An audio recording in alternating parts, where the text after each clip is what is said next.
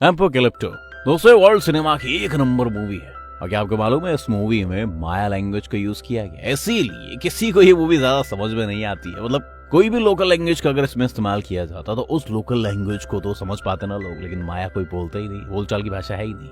लेकिन इसका डायरेक्शन इतना परफेक्ट हुआ है ना कि बहुत ही अच्छी फिल्म है। आपको इस बात की बिल्कुल भी दिक्कत नहीं होगी कि इसकी लैंग्वेज हमारी समझ से परे है। तो दोस्तों हम आपको रेकमेंड करेंगे इस मूवी को आप जरूर देखें, लेकिन फिलहाल इसकी एक्सप्लेनेशन आज हम करेंगे। आइए शुरू करते हैं। दोस्तों मूवी की शुरुआत होती है और मूवी की शुरुआत में दिखाते हैं कि जंगली कबीले के लोग उस मूवी में एक सुअर का शिकार कर रहे हैं जंगल में। सुअर को भागते हुए दिखाया जा रहा है और उसे पकड़ने के लिए अलग अलग तरीके से कोशिश की जा रही है। और फिर उनका बनाया हुआ एक फंदा, उसमें सुअर देखिए किस तरह से फंस जाता है। देखिए सुअर का पैर ऐसी रस्सी से टकराता है, उसमें फंसी हुई हड्डी हट जाती है और सीधा सुअर यमलोक सिधार जाता है। अब दोस्तों ये जो कबीला है ये बहुत ही खुशहाल कबीला है, बहुत ही मस्ती मजाक करने वाला कबीला है। इसके बाद वो शिकार को वहीं पर काटते हैं और सबको एक एक टुकड़ा खाने के लिए देते हैं। किसी को नाक, कान, दिल, फेफड़ा, गुर्दा सब कुछ दे रहे हैं वो। उनमें से एक इंसान जो होता है वो बेचारा नपुंसक होता है, उसकी कोई संतान पैदा नहीं हो रही होती है, तो इसीलिए वो उसे सुअर के गोटे देते हैं, अखरोट। वो उसको देते हुए मजाक में कहते हैं कि ऐसे खाओगे ना तो बाप बन सकते हो, तुम संतान पैदा हो जाएगी तुम्हारी। वो बोल रहा झूठ बोल रहे तुम। वो सब कहते हैं झूठ नहीं बोल रहे, हमारे पप्पा ने भी हमको यही खिलाया था बचपन में और मेरी 8 महीने और बड़ा भाई है, यानी कि इसको खाने से ना हम टोटल 10 पैदा हो गए। सोच रहे हो पिताजी ने भी 10 बार खाया था, इसलिए तुम भी खा जाओ ईश्वर का नाम लेके। और जो उसे ऐसा बोल रहा होता है ना वही इस फिल्म का मेन हीरो है दोस्तों। उसके पिताजी उसके पीछे खड़े होते हैं। वो आदमी कहता है अरे आपने 10 बच्चे पैदा किए, आपने खाए थे वाकई में? बोलता है हाँ मैंने खाए थे, बिल्कुल 10 बार खाए। अब जैसे ही वो उसे मुंह में रखता है ना उसके खोपड़े खोपचे में खलबली मच जाती है। सोचो भाई किसी की टेस्टिस खाने से किसी का क्या हाल होगा। वो बेचारा थूक देता है उनको। इसका मतलब उसका पोपट बन गया। सब उसका मजाक उड़ाते हैं और वो आपस में लड़ने लग जाते हैं। तो अभी हीरो के जो पिताजी होते हैं ना, जिन्होंने कहा था कि मैंने खाया था, वो कहते हैं हंसी मजाक बंद करो बेटे, तुम मेरे साथ इधर कोपचे में आओ। उससे बोलते देखो ये थोड़ा मजाक उड़ा रहे हैं, तुम्हें और ज्यादा स्ट्रांग बनना पड़ेगा, तुम मजाक का पात्र क्यों बन जाते हो बेटा? वो बोलता है कि मेरे बच्चे नहीं होते ना इसीलिए सब मेरा मजाक उड़ाते हैं, यही रीजन है। वो कहता देखो मेरे पास एक ऐसी दवा है, सीक्रेट तो मैं बता रहा हूँ, जिसको खाने से तुम्हारे बच्चे हो जाएंगे। क्या बोलते हो? कहता सच में ऐसा हो सकता है? हाँ ऐसा हो तो सकता है, लेकिन एक बात का ध्यान रहे कि जो दवा मैं तुम्हें दे रहा हूँ बहुत स्ट्रांग है। वो कहता प्लीज मुझे दवा दे दो, किसी भी तरह से बाप बनना चाहता हूँ मैं। वो कुछ पत्ते निकालता है उसे देता है, वो उसे खाने वाला होता है। वो कहता अभी मत खाना, जब तुम संभोग करोगे ना उससे पहले अपने टॉप पे से लगा लेना, समझ गया ना कहाँ पे? वो उसे ले लेता है और वापस जाके अपने दोस्तों के पास बैठ जाता है जो सुअर को काट रहे होते हैं। तभी जो उसमें हीरो होता है ना उसको ऐसा लगता है कि कोई आ रहा है और वो खड़ा हो जाता है और जंगल की तरफ देखता है। उस तरफ देखते हुए बोलता है क्या चाहते हो तुम? तभी वहां से एकदम से बहुत सारे आदिवासी निकल कर आ जाते हैं और वो 4 बड़ी बड़ी मछलियां उनको ऑफर करते हैं और कहते हैं कि देखो हम किसी से पंगा नहीं लेना चाहते, हम सिर्फ यहाँ से गुजरना चाहते हैं। आप देख रहे हैं दोस्तों कितना जंगल का सीन चल रहा है, ये बिल्कुल रॉ। तो वो 4 बड़ी बड़ी मछलियां उठा लेते हैं और बदले में जो उन्होंने शिकार किया होता है उसका एक टुकड़ा उन्हें दे देते हैं। कहते हैं ठीक है यहाँ से गुजर जाओ। इसके बाद पीछे से बहुत सारे आदिवासी आ जाते हैं और गुजरने लग जाते हैं। इनमें से कई लोगों को चोट भी लगी हुई है। अब जो हीरो और उसकी पार्टी की टीम थी वो तो सोच रहे थे कि 5-6 लोग, इतने सारे लोगों को देखकर वो नर्वस हो जाते हैं। लेकिन वो ये सोच रहे हैं कि ये लोग घायल हैं, इनके संग हुआ क्या होगा। वो बोलते हैं हमारा कबीला तबाह हो गया है, अब हम नई शुरुआत के लिए जा रहे हैं। ये कहकर वो आगे बढ़ने लग जाते हैं, लेकिन हीरो उनके पीछे जाने की कोशिश करता है क्योंकि वो जानना चाहता है कि हुआ क्या था। उसका बाप उसे रोक लेता है, कहता रुक जाओ, और वो रुक जाता है। इसके बाद उसके पिता कहते हैं कि एक काम करो वापस गाँव चलो। सब वापस गाँव की ओर जाने लग जाते हैं, लेकिन पूरे रास्ते हीरो बहुत ज्यादा परेशान होता है। उसके पिता कहते हैं कि तुम परेशान हो? वो कहता है हाँ हो। उसके पिता कहते हैं वो जो कबीला था ना उसके दिल में एक डर बैठ गया, तो डर का कोई इलाज नहीं होता बेटा, मेरी बात याद रखना हमेशा। तो मैं सलाह देता हूँ तुम भी कभी भी डर मत पालना अपने दिन में। चलो अपने गाँव की तरफ हम वापस चलते हैं। वो अपने कबीले में वापस पहुंच जाते हैं। उनका कबीला काफी खुशहाल होता है, वो बस हंसी मजाक करते हैं। और वो आदमी जिसको सब मजाक उड़ा रहे थे उसको एक बुढ़िया पकड़ लेती है जो कि उसकी सास होती है। वो उससे कहती है कि तुमने हमें धोखा दिया, हमें एक पोता चाहिए, अगर तुम मुझे एक पोता नहीं दे सकते तो मैं तुम्हारी जगह किसी और से अपनी बिटिया ब्याह दूंगी। अब वो और उसकी पत्नी दोनों अंदर चले जाते हैं ताकि वो आपस में बच्चे की प्लानिंग कर सकते हैं, समझ रहे हो। लेकिन आपको याद होगा दोस्तों कि जो हीरो है उसके पिता ने उसको जंगल में एक दवा दी थी कि बेटा इसे अपने वहां पे लगा लेना और इससे बच्चा पैदा हो जाएगा। अब जैसे ही वो उसे अपने लिंग पे लगाता है ना उन दोनों को बहुत ही तेज जलन होने शुरू हो जाती है। एक्चुअली वो कोई दवा नहीं होती है बल्कि मिर्ची का पाउडर होता है। और बाहर आके बेचारा जो उन्होंने पानी भर के बोट जैसा कुछ था उसमें जाके अपने आप को डुबा लेता है, तब उसको जाके सेटिस्फेक्शन मिलता है, इतनी मिर्ची थी उसमें। इसके बाद जो उसमें हीरो होता है वो अपनी पत्नी से मिलता है, अपने घर पे जाके अपने बच्चे को खिलाता है और आप देख सकते हैं उसकी वाइफ प्रेग्नेंट भी है। वो दोनों से बहुत प्यार करता है। इसके बाद ये दिखाया जाता है कि कबीले में रात के टाइम आग जल रही होती है, कैंप फायर हो रहा होता है, वो सब नाच रहे होते हैं, वहां पर कहानी सुनाई जाती है। लेकिन वो हीरो उस कबीले के बारे में सोच रहा था, उन लोगों के बारे में जिनका कबीला उजाड़ दिया गया था, जो जंगल से गुजर रहे थे। उसके मन में एक डर बैठ गया था। उसकी पत्नी उसे कहती है कि तुम आज इतने गुमसुम क्यों, मेरे पास वापस लौट आओ बेटा। वो अपनी पत्नी के पेट पर पास में लेट जाता है, अपने बच्चे के आस में, लेकिन उसके दिमाग में अभी भी सुबह वाली याद बाकी थी। इसके बाद ये दिखाया जाता है कि उसे रात को एक सपना आता है। सपने में वही आदमी आता है जिसने सुबह उसे 4 मछली दी थी। उसका हाथ मांस से भरा हुआ है, उसका पेट फटा हुआ है, यानी कि उसी का लिवर उसके हाथ में है, और सामने एक कुत्ता भौंक रहा है। वो उन्हें कहता है कि भागो। इतने में उसकी नींद खुल जाती है और बाहर सच में कुत्ता भौंक रहा होता है। तभी बाहर एक आदिवासी को दिखाया जाता है जो कि बहुत ही खूंखार होता है, और उसके सभी साथी पेड़ों के पीछे छुपे हुए होते हैं। वो अपने साथियों को इशारा करता है, तभी उसके सारे साथी बाहर आ जाते हैं जिनके हाथों में मशाले होती हैं, और वो सब उनके कबीलों की ओर बढ़ते हैं। हीरो जो पहले से उठा हुआ होता है, उसे एहसास होता है कि कोई हमारी तरफ आ रहा है। वो जल्दी से अंदर जाता है, अपने बीबी बच्चों को उठाता है, वहां से भागना शुरू कर देता है। तो अभी उन आदिवासियों में से एक आदिवासी उसे देख लेता है और उसे मारने के लिए आता है, लेकिन जो हीरो होता है वो उससे पहले उसे मार देता है। अपने बीवी बच्चों को लेकर कुएं के पास चला जाता है, उन दोनों को बांध देता है, कुएं के नीचे छोड़ना शुरू कर देता है। कुआं बहुत गहरा होता है। वो धीरे धीरे अपने बीवी बच्चों को नीचे छोड़ रहा था, क्योंकि जानता था मेरी बीवी प्रेग्नेंट है, अगर वो मर गई तो मेरे बच्चे का क्या होगा। उसके कबीले पर हमला कर दिया गया और सारा कबीला चला दिया गया। आदमी औरतों को मार रहे हैं, उन्हें बंदी बना रहे हैं। जो कबीला बाहर से आया हुआ होता है बहुत ही खूंखार होता है और बहुत ही शक्तिशाली होता है। जब हीरो बीवी और बच्चों को कुएं के नीचे छोड़ रहा होता है, तभी एक आदिवासी उसे देख लेता है और उसकी तरफ भागता हुआ उसे मारने के लिए आता है। और वो जल्दी जल्दी से अपने बीवी और बच्चों को नीचे छोड़ना शुरू कर देता है, लेकिन उसकी बीवी नीचे गिर जाती है। इतने में वो आदिवासी जिसने उसे देख लिया था वो पीछे से आ जाता है और वो उसे मारना शुरू कर देता है। दोनों की हाथापाई होती है। उसके पैर पर एक हथियार मारता है और वो आदमी भी कुएं की तरफ लटक जाता है, लेकिन वो उसका पैर पकड़ लेता है। अब वो जो आदमी लटका होता है वो नीचे देख लेता है, एक नीचे की औरत है, लेकिन इससे पहले वो किसी को बता पाता, हीरो उसे मार देता है। और वो कहता है कि मैं अपने कबीले की और अपने दोस्तों की रक्षा करने के लिए जा रहा हूँ, मैं जल्दी लौटूंगा, तुम लोग यहीं रहना, मेरा इंतजार करना। उसकी बीवी कहती है कि तुम मत जाओ।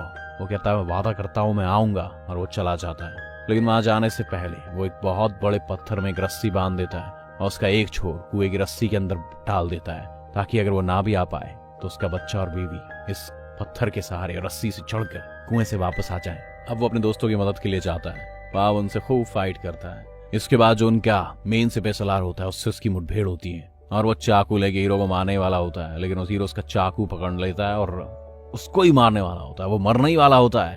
तभी उनके कबीले का सरदार आ जाता है और हीरो को पीछे से पकड़ लेता है। जब वो हीरो को पकड़ लेता है तो हीरो को मारना चाहता था वो, लेकिन उनके कबीले का सरदार उसे रोक लेता है कि मुझे जिंदा चाहिए। अब वो हीरो को बंदी बना लेते हैं और हीरो के सामने उसके पिताजी भी बंदी बने हुए हैं। हीरो अपने पिताजी से कहता है कि मुझे माफ कर दो पिताजी। ये बात वो आदमी सुन लेता है जिससे हीरो की लड़ाई हुई थी। वो समझ जाता है कि इसका पिता है और वो हीरो से बदला लेने के लिए उसके पिताजी का उसके सामने ही गला काट देता है। इसके बाद वही आदमी जिसने उसके पिताजी को मारा होता है वो लकड़ी के हथियार से हीरो के सिर पर बहुत जोर से मारता है और वो बेहोश हो जाता है। सुबह जब हीरो को होश आता है तो वो देखता है कि गांव के सारे जवान आदमी औरतों को बंदी बनाया हुआ होता है और उन्हें कहीं ले जाने की तैयारी कर रहे होते हैं। तभी हीरो कुएं की तरफ देखता है। जब वो हीरो कुएं की तरफ देख रहा होता है तो वही आदमी जिसने उसके पिताजी को मारा था उसने उसे देख लेता है।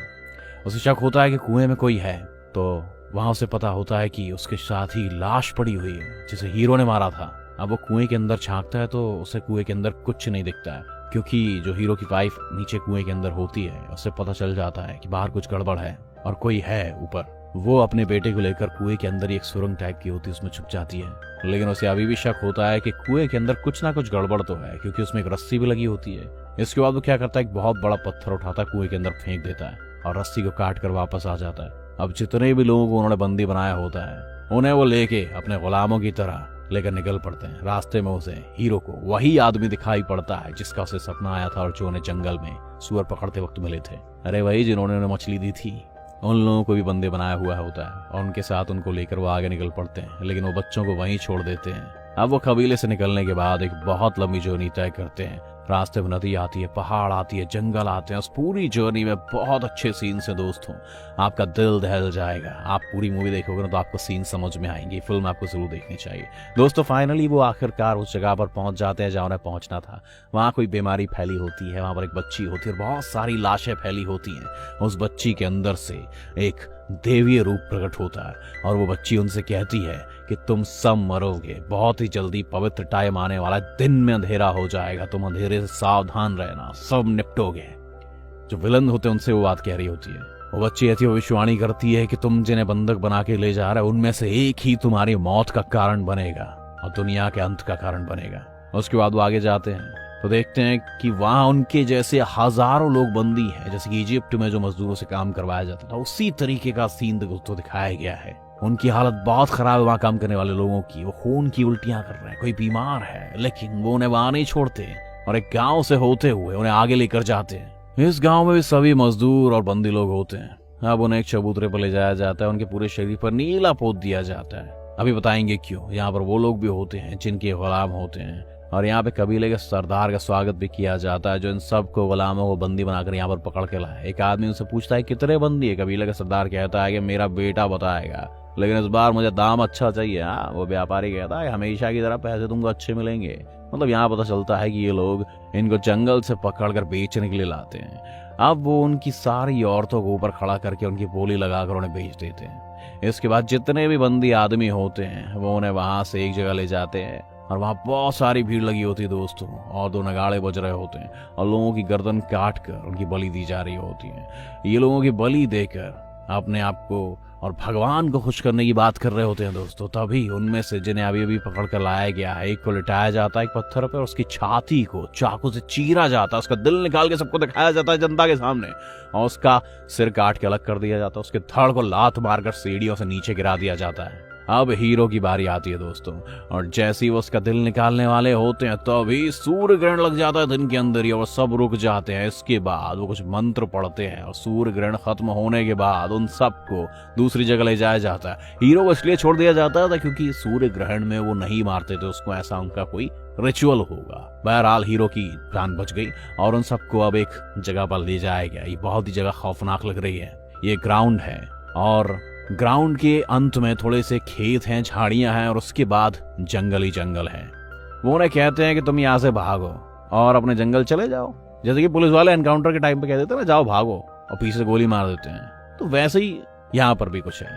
तो वो जो खूंखार लोगों का सरदार था वो अपने लोगों से कहता है कि इन पर निशाना लगा, और वो उन लोगों को भगा देता है। वो अपने सरदार के बेटे के हाथ में हथियार थमाता है और कहता है कि तुम लोग भागो। अब 2 लोगों को भागने के लिए कहता है। वो भागते हैं और पीछे से वो खूंखार लोग उन्हें तीर और भाले से निशाना बनाने लग जाते हैं। एक की मौत भी हो जाती है और दूसरे को भी तीर लग जाता है और वो भी गिर जाता है।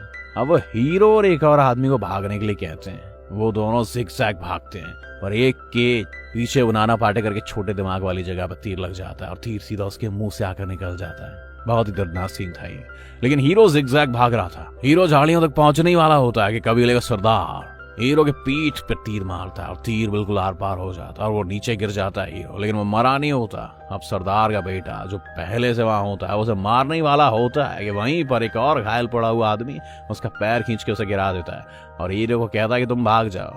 लेकिन कबीले का सरदार का बेटा अपने हथियार से पहले उस आदमी को मारता है जिसने उसे गिराया होता है और फिर हीरो को मारने वाला होता है। इसके बाद वो अपना चाकू निकालता है और जैसे ही हीरो को मारने वाला होता है हीरो उसका हाथ पकड़ लेता है और जो तीर उसे लगा होता है उसमें उसकी नोक पहली तोड़ ली होती है उसने, और वो उससे उसके लौंडे का गला चीर देता है। और उसके बाद वो वहां से भाग जाता है। कबीले का सरदार और बाकी लोग वहां पहुंचते हैं, लेकिन सरदार का बेटा सरदार बाग सामने मर गया तड़प तड़प के, जिसको सबसे ज्यादा प्यार करता था। सामने लोग उसका पीछा करते हैं। सरदार बिल्कुल तिलमिला जाता है कि अब कुछ भी हो जाए, मेरा कितना भी नुकसान हो जाए, मेरा बेटा जिसके लिए मैं सब कुछ कर रहा था उसी के लिए तो मैं अभी तक जिंदा था, उसी के लिए तो मैंने सब कुछ सोच रखा था, इतनी लूटपाट कर रहा था। अब तो हमारा एक का मकसद है उस हीरो को पकड़ना। हीरो बस किसी भी कीमत पर अपने घर पहुंचना चाह रहा था, इसलिए वो भागे जा रहा था क्योंकि उसको पता था कि उसका छोटा बच्चा, उसकी वाइफ एक प्रेग्नेंट बच्चे के साथ उस कुएं में फंसे हुए जिसकी रस्सी भी काट दी गई है। वो जाने किस हाल में होंगे। हीरो भागते भागते बहुत थक जाता है, वो घायल भी होता है क्योंकि उसको तीर लगा होता है।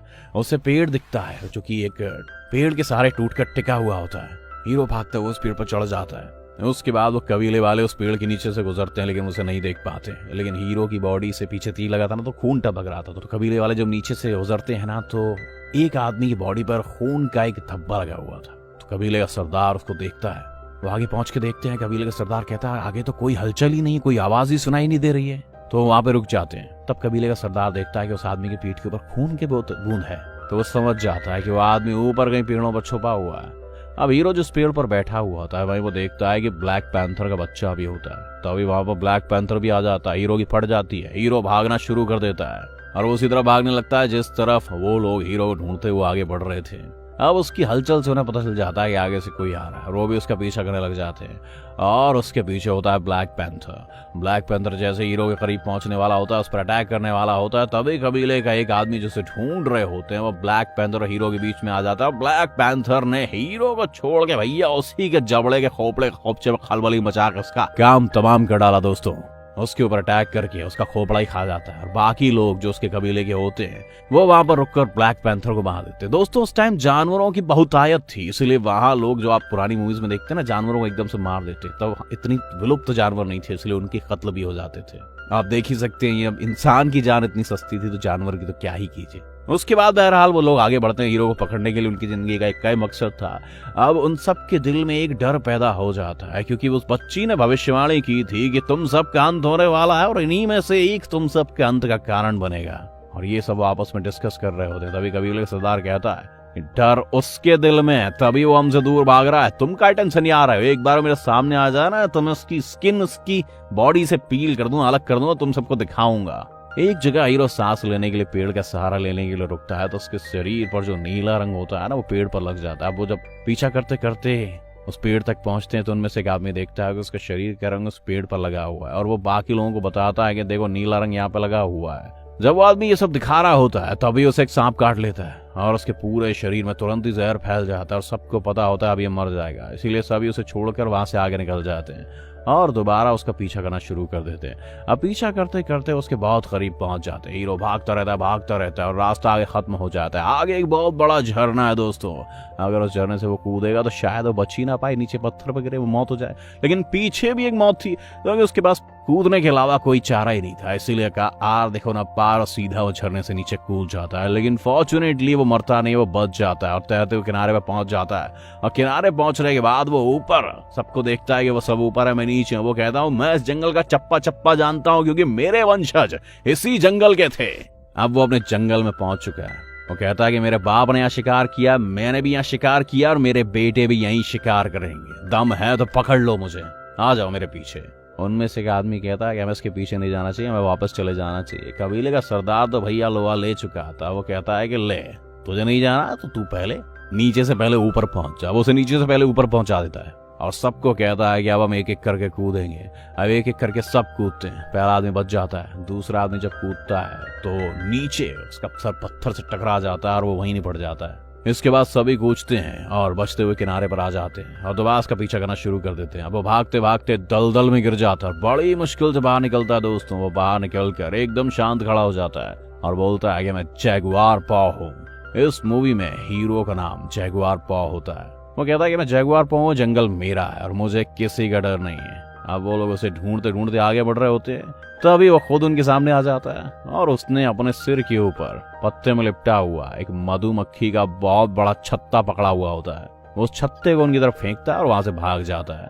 मधुमक्खियां उन लोगों को बहुत ही बुरी तरह काटती हैं दोस्तों, वो जंगली मधुमक्खियां थी और वो लोग भी अपनी जान बचाने के लिए उधर भागते हैं, तितरते बितरते हैं। अब हीरो को एक पीले रंग का मेढक मिलता है। हीरो जंगल का बहुत बड़ा जानकार था दोस्तों, वो एक जहरीला मेढक है। वो उसे मेढक को पकड़ लेता है और कुछ बड़े बड़े कांटे तोड़ लेता है और मेढक के शरीर से उन कांटों में जहर लगा लेता है और बहुत चालाकी से काम ले रहा होता है दोस्तों, क्योंकि वो जंगल को पूरी तरह से पहचानता है और यहाँ बहुत बार शिकार भी कर चुका है दोस्तों। वो एक पेड़ के मोटे तने में अपने शरीर का कीचड़ लगा लेता है ताकि उन्हें लगे कि वो हीरो इसी रास्ते से गुजरा है और खुद वहीं पत्तों के पीछे छुप जाता है, उनका इंतजार कर रहा होता है। अब वो जब एक एक करके वहां से निकल रहे होते हैं तो वो एक पत्ते को गोल करके उसके अंदर एक कांटा डालकर जोर से फूंक मारता है और कांटा सीधा उस आदमी की बॉडी में जाकर गड़ जाता है, जो कि लास्ट में आ रहा होता है। ऐसे एक एक करके ऐसे 3 कांटे मारता है और वो नीचे गिर जाता है, उसकी मौत हो जाती है।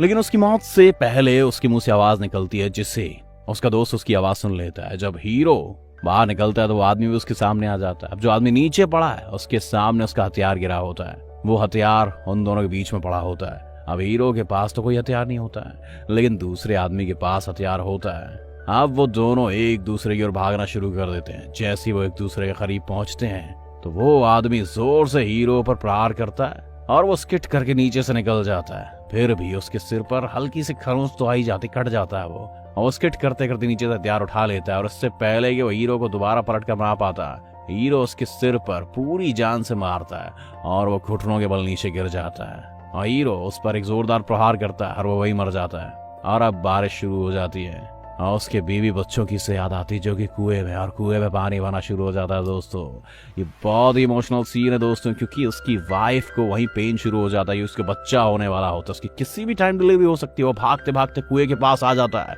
उसके बीवी और बच्चे कहते हैं जल्दी हमें यहाँ से बाहर निकालो नहीं तो हम निपट जाएंगे। वो वहां से भाग जाता है क्योंकि उसके पीछे वो तीनों आदिवासी आ रहे हैं। अगर उनको पता चल गया कि मेरे बीवी बच्चे यहाँ पर हैं तो सबको निपटा देंगे अगर मैं नहीं बचा तो।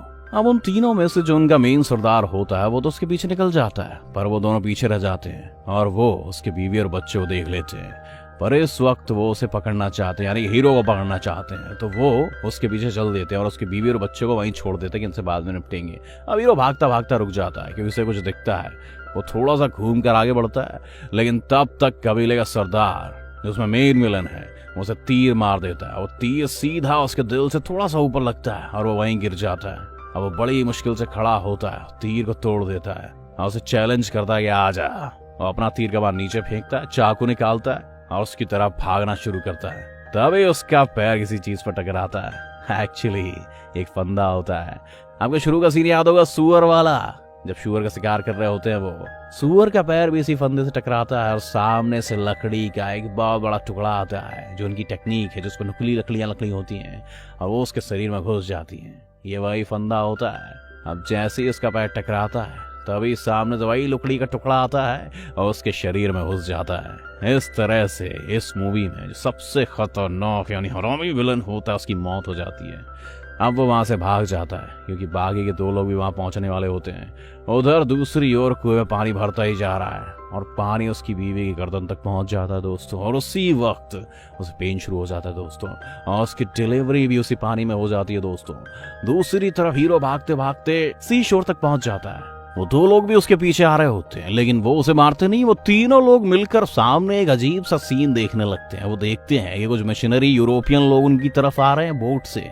बड़े बड़े शिप खड़े हैं नाव से, जिनके हाथ में क्रॉस का निशान है। वो जंगल की तरफ ही आ रहे हैं वो लोग। हीरो वहां से मौका देख के वहां से भाग लेता है और वापस जाके कुएं से अपने बीवी और बच्चों को बचा लेता है। अब यहाँ पर दिखाया जाता है कि वो अगले दिन अच्छे हाल में दोस्तों वो लोग बच गए। हीरो, उसका बच्चा, उसका नवजात बच्चा और उसकी बीवी, और वो उन यूरोपीय लोगों को देख रहे हैं। उसकी बीवी उनसे पूछती कि क्या हमें उन जो शिप से आधुनिक लोग आए यूरोपीय उनके पास जाना चाहिए। वो कहता है कि नहीं, हमारा घर जंगल में, हमें जंगल में वापस जाना चाहिए क्योंकि ये एक हमारी नई शुरुआत है। और वो जंगल के अंदर की तरफ चले जाते हैं। यही फिल्म का सबसे मूल मैसेज है दोस्तों। इसी के साथ फिल्म खत्म हो जाती है। अच्छा, आपने एक चीज नोटिस की दोस्तों, कितनी तगड़ी लड़ाई चल रही थी और आखिर में जो दो लोग बचे थे वो हीरो को मारने समुद्र के किनारे तक पहुंचते हैं, लेकिन यूरोपीय आधुनिक लोगों को देखकर वो भी अपनी आपस की लड़ाई भूल जाते हैं। इससे आपको क्या मैसेज मिलता है दोस्तों? फिल्म खत्म हो गई। अगर मेरी आवाज में आपको ये फिल्म वाकई बहुत अच्छी लगी तो हमारे चैनल को जरूर सब्सक्राइब करें और ऐसी ही फिल्म की एक्सप्लेनेशन में आपको सुनाता रहूंगा। मेरा नाम गगन है और बने रहिए हमारे साथ हमारे चैनल पर। Thanks for watching. वीडियो पसंद आया हो तो इसे लाइक कर दे, नहीं पसंद आया तो डिसलाइक कर दे। Thank you.